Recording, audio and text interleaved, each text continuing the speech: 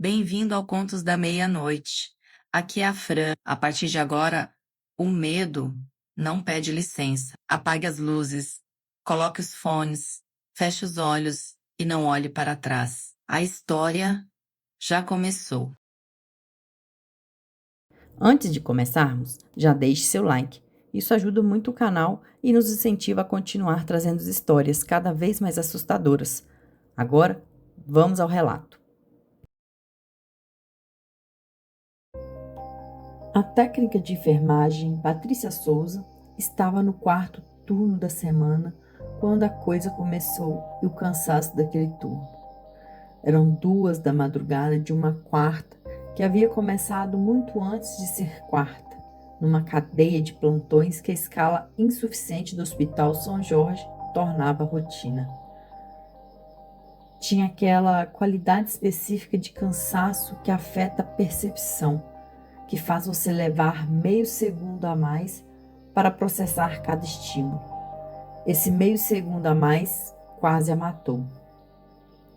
O paciente do quarto 14 era um homem de 58 anos chamado Horácio Damasceno, internado por tuberculose em estágio avançado em comprometimento neurológico.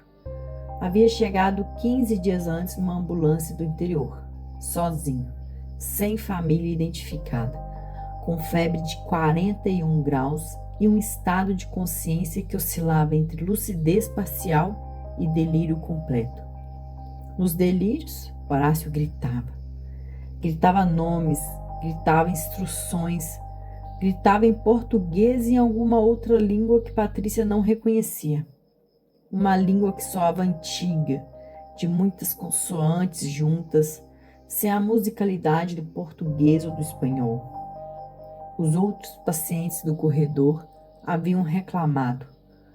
O psiquiatra havia aumentado a medicação sedativa 3 vezes. Horácio continuava tendo os episódios, mas a intensidade havia diminuído nos últimos 2 dias e a equipe havia começado a pensar que o pico havia passado. Às 2h14 da manhã de quarta, Patrícia foi ao quarto 14 para a verificação de rotina dos sinais vitais. Abriu a porta, entrou, acendeu a luz de cabeceira no nível baixo para não perturbar demais o paciente. Horácio estava deitado de lado, voltado para a parede, com os lençóis puxados até o ombro. Ela verificou o monitor. Pressão estável, saturação em 92%, frequência cardíaca em 78%. Tudo dentro do esperado. Então, verificou o catéter e percebeu que ele estava desconectado. Isso acontecia com pacientes agitados. Arrancavam os acessos no meio dos episódios e a equipe recolocava de manhã se não fosse urgente. Ela inclinou sobre o paciente para verificar o local de inserção no antebraço. O braço debaixo do lençol não era o braço de Horácio. Não imediatamente. Ela não processou imediatamente. Viu o braço, começou a verificar o local do catéter. E foi só quando sua mão tocou a pele que a informação chegou. Estava fria. Completamente fria, sem o calor de circulação viva. Com aquela temperatura de carne que ficou horas sem perfusão sanguínea. E a textura estava errada, seca demais, levemente endurecida como couro curtido. Patrícia recuou, olhou para a cama inteira. Horácio Damasceno não estava na cama. O que estava na cama era um volume sob os lençóis que tinha a forma aproximada de pessoa deitada de lado, mas que quando ela puxou o lençol com a mão que temia, visivelmente revelou ser composto por roupas de cama dobradas e empilhadas para criar o volume com o braço. De onde havia saído aquele braço frio e seco? Ela nunca descobriu com certeza e preferiu não perguntar muito. Colocado por cima para completar a ilusão. Horácio havia saído do quarto com tuberculose em estágio avançado e comprometimento neurológico com sedativo no sangue suficiente para manter um homem saudável mal de pé. Havia saído do quarto 14 do Hospital São Jorge às 2 da madrugada de uma quarta-feira. Patrícia acionou o protocolo de paciente ausente imediatamente. Em hospitais, isso significa câmeras, segurança, checagem imediata de todas as saídas.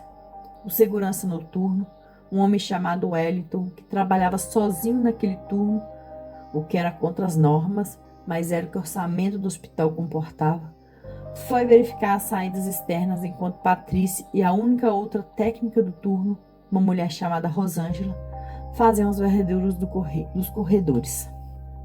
Rosângela encontrou Horácio no corredor do terceiro andar. Ela contou depois que havia virado o corredor do terceiro e o visto de costas, parado no meio do corredor, uns 20 metros à frente. Estava de camisola hospitalar, descalço no linóleo, com a postura levemente encurvada de quem está olhando para o chão. Ela chamou: "Seu Horácio, por favor, precisa voltar para o quarto." Ele não respondeu. Não se moveu. Ela caminhou em direção a ele. Quando estava a uns 5 metros, ele se virou. Rosângela gritou. O som que saiu dela foi descrito pelos outros funcionários como diferente de gritos humanos normais. Era um som de dentro, visceral, o tipo de som que o corpo produz quando o sistema de alerta opera na frequência máxima. Ela depois não conseguia descrever completamente o que havia visto no rosto de Horácio, mas o que chegava ao relato fragmentado. Os olhos estavam abertos, mas sem o foco de olhos que estão vendo. Havia algo saindo da boca. Não sangue, não vômito, algo que ela descreveu como escuro como fumaça, mas não era fumaça, era espesso. E ele estava sorrindo, com aquele sorriso que não é de alegria nem de loucura, mas de reconhecimento. Como alguém que viu o que estava procurando e agora sabe que encontrou. Ele correu em direção a ela. Um homem de 58 anos com tuberculose avançada, sedado, descalço num corredor de hospital. Correu. Não com a velocidade de atleta, mas com a velocidade e a determinação de alguém que não sente dor nem cansaço, que está operando fora dos parâmetros fisiológicos normais, que está sendo movido por algo além de músculo e oxigênio. Rosângela correu também. Dobrou o corredor, desceu a escada, entrou pela primeira porta que encontrou, o depósito de materiais de limpeza no segundo andar, que trancou por dentro com um trinco interno. Ficou atrás da porta, ouvindo passos no corredor do lado de fora. Passos que pararam do lado de fora da porta e ficaram ali por 14 minutos. Ela cronometrou no celular porque havia precisado de algo concreto para se segurar. Os passos ficaram do lado de fora, imóveis, sem nenhum som além do peso de um corpo parado no linóleo. Depois foram embora. Wellington encontrou Horácio às 3h20, no estacionamento externo do hospital, sentado no chão ao lado de um carro, com as duas palmas das mãos espalmadas no asfalto, cabeça baixa, inconsciente. A temperatura corporal estava em 34 graus, hipotermia, do frio da noite de outubro em camisola hospitalar. Havia sangue nos pés. Os pés descalços haviam cruzado o estacionamento de asfalto partido que cortava os pés, e ele havia andado por esse asfalto sem aparentemente sentir. Horácio morreu 4 dias depois, sem nunca recuperar consciência plena. O médico que assinou o atestado colocou tuberculose com sepsis como causa mortes. Não havia como colocar outra coisa no atestado. Não havia diagnóstico disponível para o que Rosângela havia visto no corredor do terceiro andar. Ela pediu transferência de hospital no dia seguinte. Foi aceita. Nunca mais trabalhou em turno noturno. E até hoje, quando está num corredor comprido e alguém parado com as costas para ela começa a se virar, ela sente aquele impulso primário absoluto, mais rápido que qualquer raciocínio, de virar para o lado e não ver o que vai estar no rosto quando a virada terminar.